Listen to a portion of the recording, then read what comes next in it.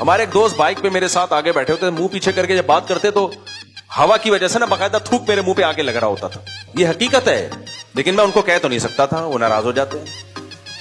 تو بات کر رہے ہیں, تھوک آ رہا ہے منہ پہ, کوئی احساس ہی نہیں ہے اس کو. تو دانت ہیں ایسے, جب مسکراتے ہیں تو آدمی کہتا ہے یار تھوڑی دیر کے لیے کائنڈلی چپ ہو جاؤ بھائی, خاموشی اختیار کر لو. ہمارے یہاں ایک مزدور کام کرتا تھا, گٹکے کھاتا, اس کے دانتوں کا جو حشر نشر ہوا تھا. میں جب اس سے بات کرتا یوں نیچے کر کے, وہ سمجھتا تھا شاید احترام کر رہے ہیں مفتی صاحب, میرا عزت دے رہے ہیں مجھے. ایک دن میں نے اس کو کہا, میں نے کہا دیکھ تو کسی ڈینٹسٹ سے دانت صاف کروا لے, پیسے میں خرچ کروں گا. اب آپ وہ سمجھ رہا ہوگا اتنا بڑا دل, بھائی اتنا بڑا دل نہیں, کیونکہ میرا تیرے سے روز واسطہ پڑ رہا ہے, یہ تکلیف تجھے تھوڑی ہو رہی ہے, یہ میں اپنے اوپر انویسٹمنٹ کر رہا ہوں.